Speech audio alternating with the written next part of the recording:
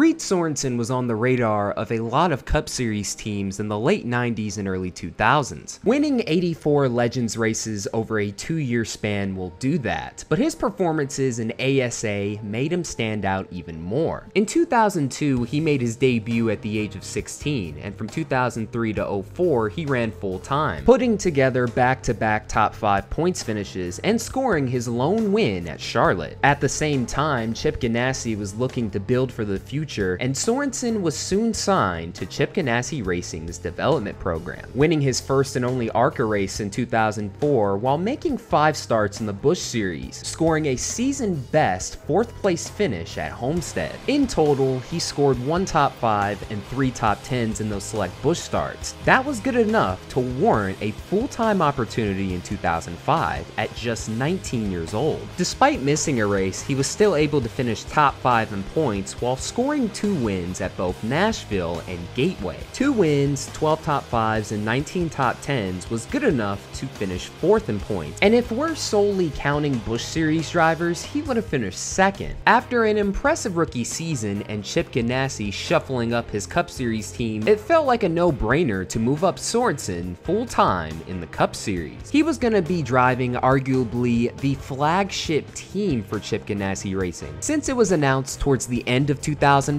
Sorensen made a couple of Cup Series starts to close out the year, with his only start with Chip Ganassi ending in a DNF, but he did qualify inside the top 15 for James Finch at Homestead. Entering 2006, Chip Ganassi was clearly in a rebuild, but Sorensen was still expected to be one of the top rookies. Leading 30 laps at New Hampshire, a 5th place finish in a rain-shortened Michigan race, and almost winning at Auto Club are really the only highlights to speak of. The rest of his rookie season, while way better than his teammate David Stremme's, was still extremely underwhelming.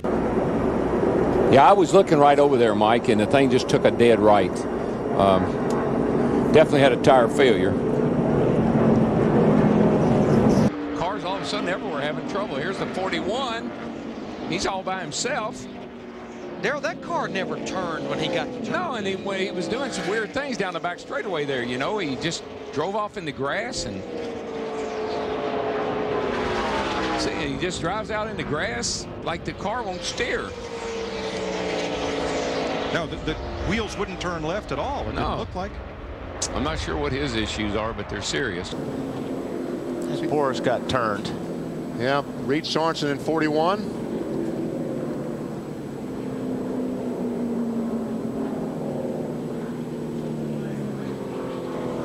Well, Reed Sorensen about wrecked twice there, didn't he? Sure did. Reed Sorensen. No caution. Leader coming to you here. Ooh, he's got something wrong Yeah, with he that car. does. He's got left rear flat. Allen? Well, Wally just answered the question. Flat tire for Reed Sorensen. He's been wrestling that thing around for almost 2 laps now, trying to get an opening to get down to the bottom to get on the pit road. He's got, man, I knew that was coming. Be careful here, be careful. Knew that was coming. They had an excellent car yesterday in happy hour, top 5 the entire day. This is an early and surprising end for the 41 team. We saw him creeping down the backstretch, and then it slides out from underneath. Yeah, I'm sure the tire just blew there because he really wasn't up to full speed. Although the tires look like they're up. Sure do. Trouble on the backstretch. Oh, my goodness. Sorensen with a hard crash. And just Kurt Busch just broke loose all by himself. Reed Sorensen, the 41, just looks like he dove down and tried to avoid it. I wonder if someone got in the back of the been. 41 car, maybe. The 10 car gets in the back of him. Scott Riggs gets in the back of Sorensen. Around he goes. But one of those accordion effects. It's Kyle Busch in the 5. Reed down low. Wow. Both Busch brothers got lucky on that one. Because he's going to go back across the racetrack. Wow. BP, I think he just got under there and got loose. He might have. 1 top 5, 5 top 10s, and an average finish of 23rd was good enough to finish 24th in the standings. While it was an underwhelming season, nobody was calling him a bust quite yet. Remember, he's just a rookie, and there were times where he showed a ton of potential, running inside the top 10 and top 5 off of pure speed, only to have his good run ended by either bad luck or driver error. With the car of tomorrow debuting in 2007 and set to take over full-time in 2008, perhaps this new era of car will help make a huge difference for Chip Ganassi Racing and Reed Sorenson. While 2007 had slight improvements, the writing was on the wall towards the end of 2008 that Reed Sorenson and Chip Ganassi were going to part ways. Somebody was coming on, I couldn't tell which car it is. They look a lot alike from over on that side of the track, but somebody come off a 2 over there and got loose in the middle of these guys right here. Big right rear, soft left front, makes a U-turn. Just nowhere for Jamie McMurray to go, as well as Reed Sorenson, the 41, just a victim as well. Let's put the tires on it here. About the car of tomorrow as Reed Sorenson has smacked the wall. This car is very robust, and it can take quite a hit, like this one. 41 car, Reed Sorenson has spun around. That will bring out caution for the 9th time tonight. He center punched the front of the car. Replay of what happened to Reed, watching right in the back of the 38, and he got a tap from behind by the 12. Looked like something happened to the 38 car. Reed had to just back out of the gas, and it just a stack-up chain reaction. There's the heavy damage on the 41. Yeah, we're done, boys. He stoved in the fence there on the back stretch. Looks like they got together here, the 41 and the 38. It almost looks like the 38 car, David Gilliland, got loose, and Reed might have reacted to that, jumped out of the throttle, and the car got loose with him also. Reed Sorenson around. Turn 2 down there, guys. Entering turn 1. Caution will wait. Heavy going. While Reed Sorenson's bad night continues. Looking at the left front tire, I would be willing to bet that that is from the damage from the last wreck, and it's cut that left front tire down. Oh, there's the 41. That's the left front tire was down on that car. Here's the contact with Burton.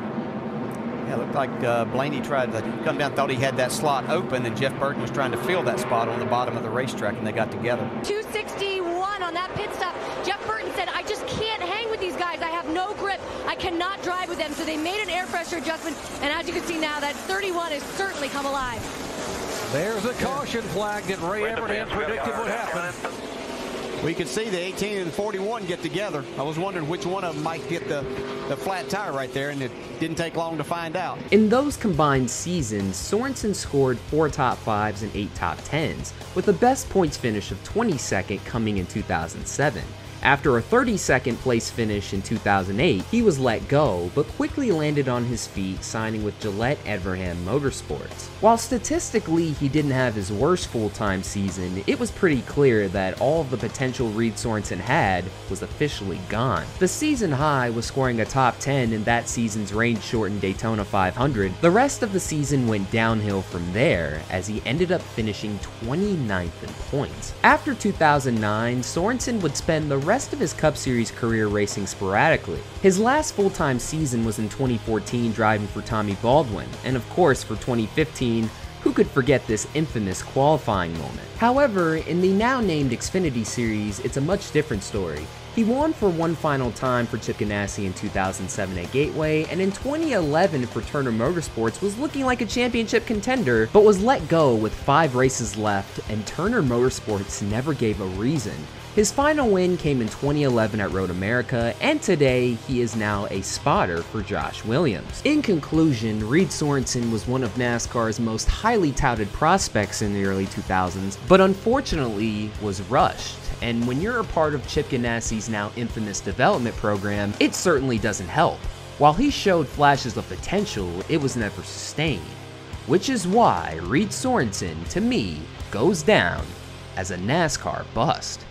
And once again, that'll do it for another video. Thank you guys so much for watching. This is Black Flags Matter. Catch you next time.